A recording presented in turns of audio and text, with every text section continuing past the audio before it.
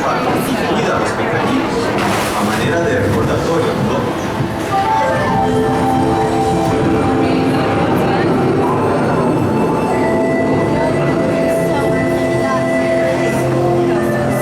Welcome to a voyage of discovery and awareness of the richness, the diversity, and the often surprising nature of living with the land. Our journey begins as dramatic and sudden changes are sweeping over the land. The approaching storm may seem violent and destructive to us, but to nature, it's a new beginning of the cycle of life.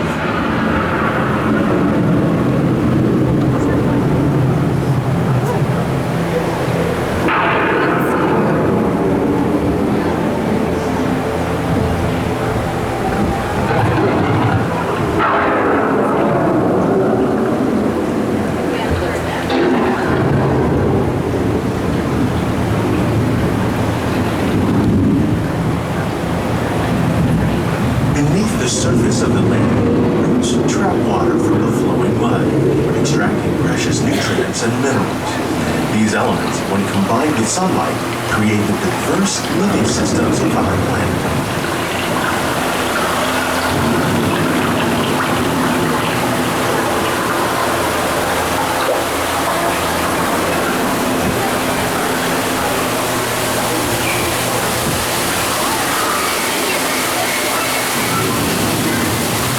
The waterfall shelter. One of those living systems is the rainforest, home to the most amazing concentration of life on our planet.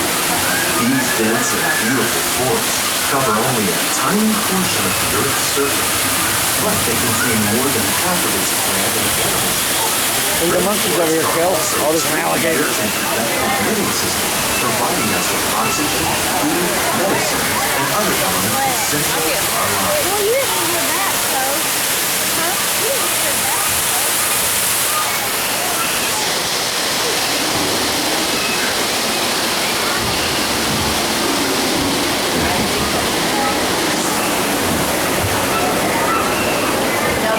In the desert, nature has created a very different, but no less beautiful living system. And while this arid landscape may seem lifeless, it is very much alive. The plants and animals that have learned to survive in these harsh conditions make use of what little water they can find and avoid the scorching rays of the relentless sun. The American prairie once appeared as desolate as the desert, but over time, rainwater and nutrients gradually penetrated the hard surface of this land. Even the hooves of the mighty buffalo helped create the rich soil that will one day become home to the American farm.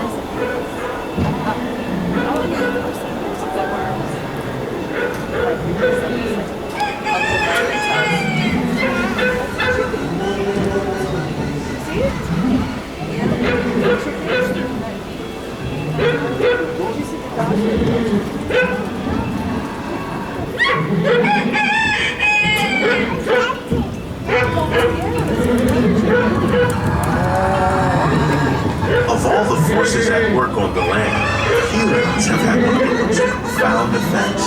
The need to produce food for a growing world led to the enormous use and sometimes overuse of the land. In our search for more efficient ways to grow food, we often fail to realize the impact of our methods.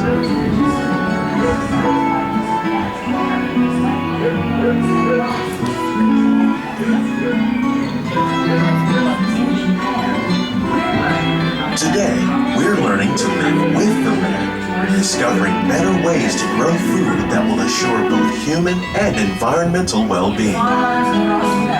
We're learning that by plowing under vegetation containing natural fertilizers, we can enrich the soil without the use of chemicals. In Saudi Arabia and Mexico, we're learning to produce food on desert seacoasts by developing and planting crops that thrive on salt water.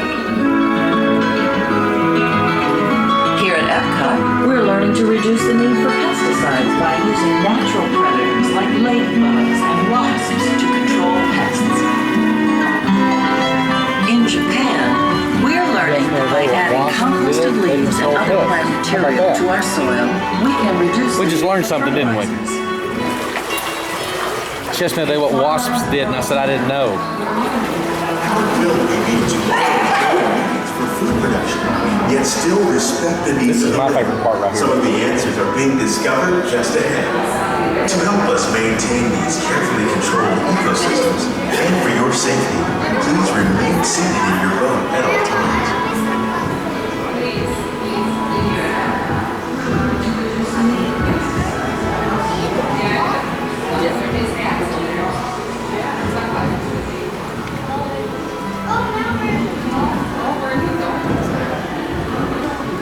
Welcome to our living laboratory, where scientists from Epcot and the U.S. Department of Agriculture are exploring innovative ways to produce bountiful harvests now and into the future. The tropics are home to the greatest diversity of plants on the planet. Many of these, like papaya, bananas, cacao, coffee, and rice, are well known around the world. Others, like the There's a macadamia tree, fluted Kelsey. pumpkins and dragon fruit growing here, represent the vast number of lesser-known Java apple? tropical plants. As we learn more about these crops, we discover that many are rich in vitamins Cinnamon? and minerals, Kelsey, you love while cinnamon? others Oh, are look, a fluted adapted, pumpkin. growing in less than ideal conditions. For instance, the fluted pumpkin thrives in the poorest soil Look at the jackfruit, conditions of Kelsey. Africa. With its edible seeds and leaves, the pumpkin could become an important staple for areas where other crops don't grow easily. Water The lilies? unique-looking Dragon fruit? is actually a member of the cactus family. The fruits are high in vitamin C, rich in Coconut. antioxidants, I love and have a coconut. light, sweet taste. The fruit originated in Mexico or Central America, but is already becoming popular in Asia.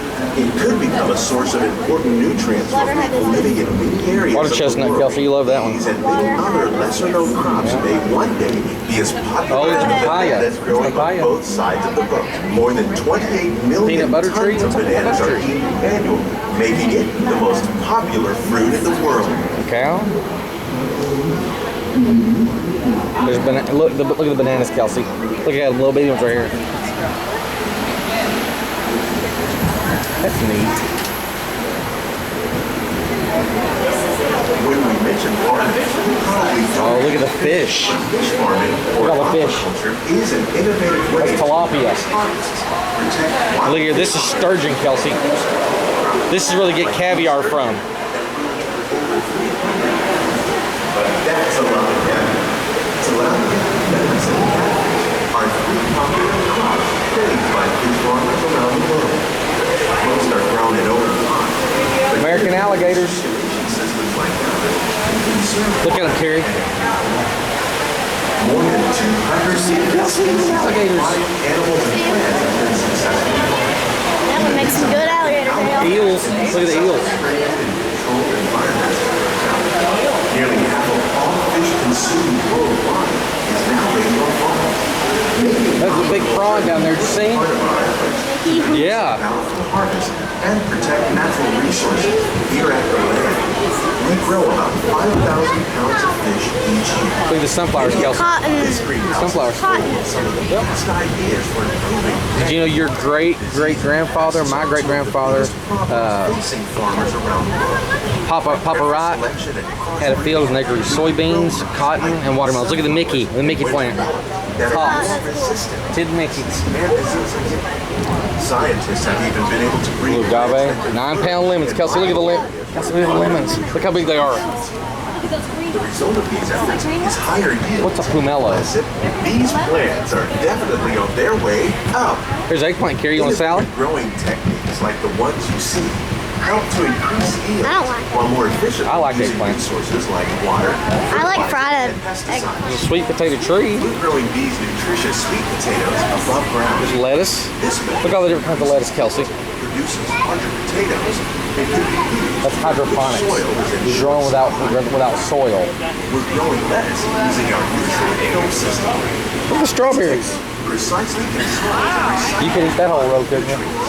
With it, we can produce over 27,000 heads of lettuce. Here's something you don't see every day. Tomatoes growing on trees. These plants were originally developed by Chinese scientists. Look at the winter melon, Perry. Tomato trees live longer and produce many more tomatoes. One of ours lived 16 months and produced over Look at 32,000. the cucumbers.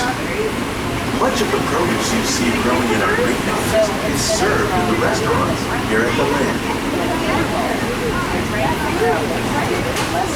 What is that, Carrie?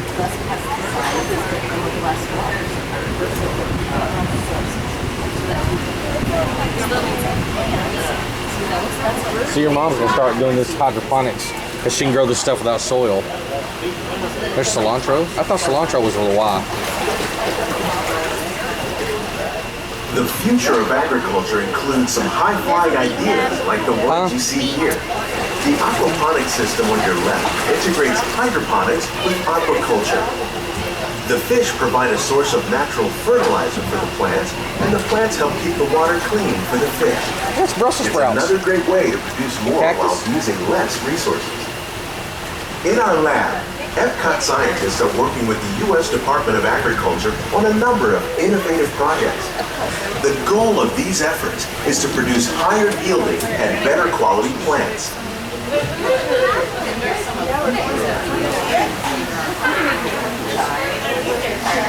There's your favorite, Carrie, chives.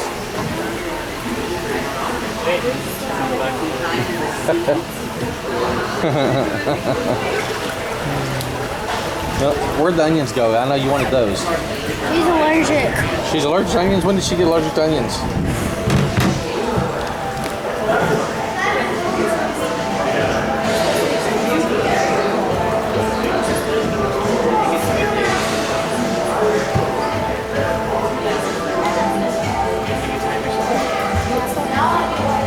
These greenhouses represent just a tiny fraction of the work being done worldwide to produce bountiful harvests for our growing population.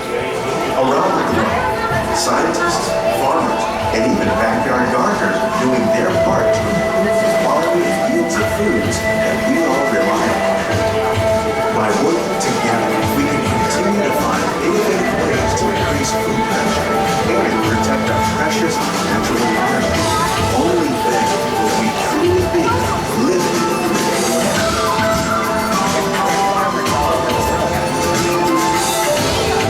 on behalf of Walt Disney World, we hope you enjoy our new journey in the laboratory. Go and take an even closer look at our greenhouses.